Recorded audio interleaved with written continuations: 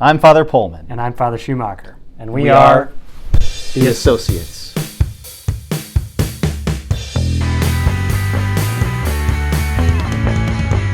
Welcome back to another episode of Ask the Associates.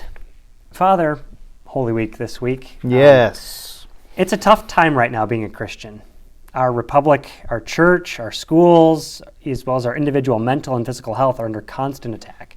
How do you priests remind the faithful to remain in Him, remain in Jesus, and to take refuge in the fact that Christ is already victorious when we're surrounded by so much worldly anxiety and oppression?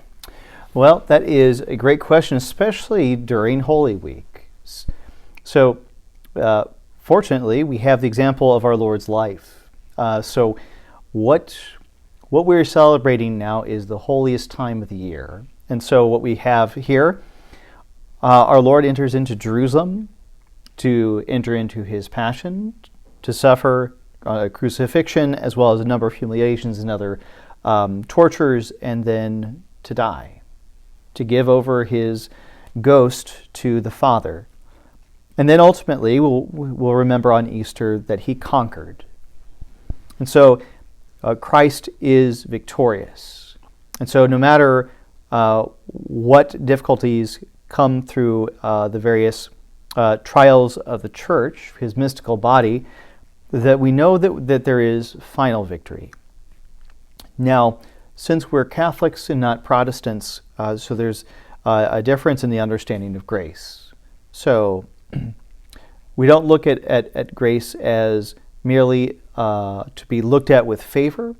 We don't look at it as something extrinsic, but something that is something given to us to participate in the very life of Christ. Something transformative. Transformative, precisely.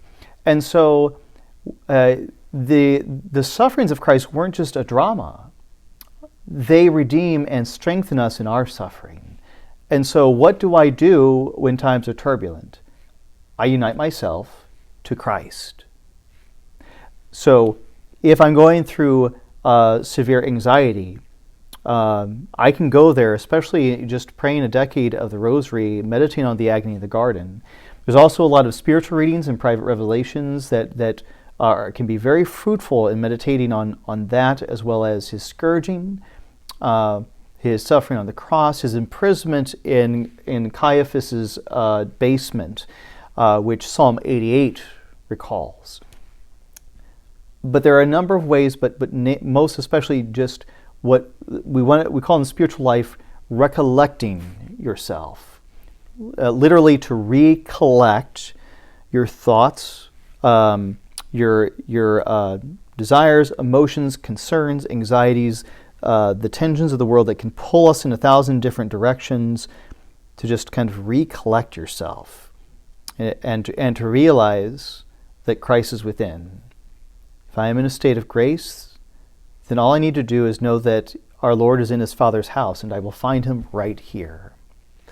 Right. Actually, that last point about being in a state of grace, sometimes people come to ask us, what they should do. They're getting ready for a surgery or for some, serious undertaking, and they want something from us priests. That's a good kind of intuition, impulse. And I know that I've heard you recommend it before. Go to confession. Put your soul in the right state, and kind of the rest of it follows from that. As you say, take your strength from the fact that Christ Himself suffered these kind of agonies, these kind of anxieties and troubles.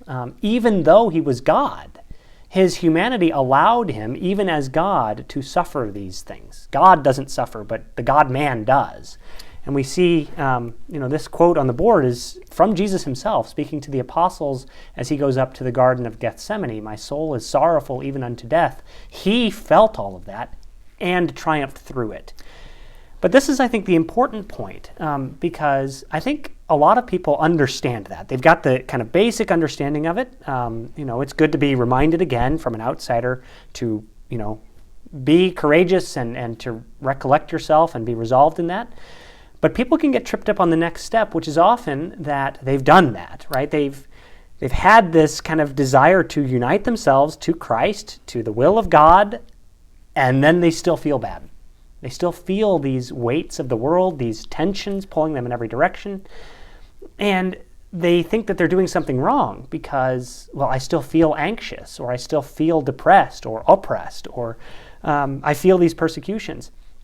It's precisely in that moment when you have resigned yourself to the will of God and the suffering continues that you're earning actually a great reward for yourself, because you are, at that moment, suffering with Christ. You are choosing to endure all of those sufferings that you're undergoing.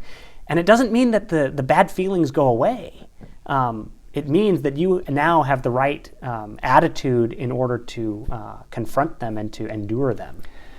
Right. So if we feel anxiety, if we are recollected knowing that I'm in a state of grace, then I can know by faith that I'm simply taking up my cross and following Christ, who already suffered this suffering. And so for that, there is a great reward awaiting us.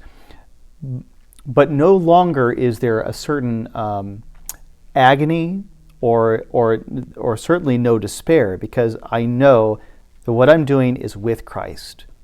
So I don't need to be anxious further, in addition to the stresses of my day, of my certain circumstances, that maybe I'm doing something wrong. We can be actually at peace interiorly, even if our nerves may be put to the test. Right. I think you look at the example of the martyrs, who were famous for being joyful in the midst of their sufferings, precisely because they knew at that moment that they were doing it with Christ, and they were assured of their reward. And that can be us too, even if we're not undergoing quite the same torments as the martyrs were. They are real. These anxieties that we face are real, and God looks kindly on our efforts to endure them for His sake and to adhere to His will. If I may perhaps close with a story that was a great expression of this trust at a time where we can be tempted to great anxiety or mistrust. There's a woman I would go to visit. She was preparing for her death, and so her family had been visiting her, and in her case, she could sit up, she could speak, she had her mental faculties, and it was the sweetest thing because they had hymnals. And so just randomly throughout conversations, she would tell her children and her grandchildren that it was time to sing again. They'd open up a hymnal to whatever hymn she wanted to sing to God, and they would sing. It was one of the most uplifting things I've ever seen. Click the logo right there to subscribe. Thanks for watching. New episodes come out every Wednesday.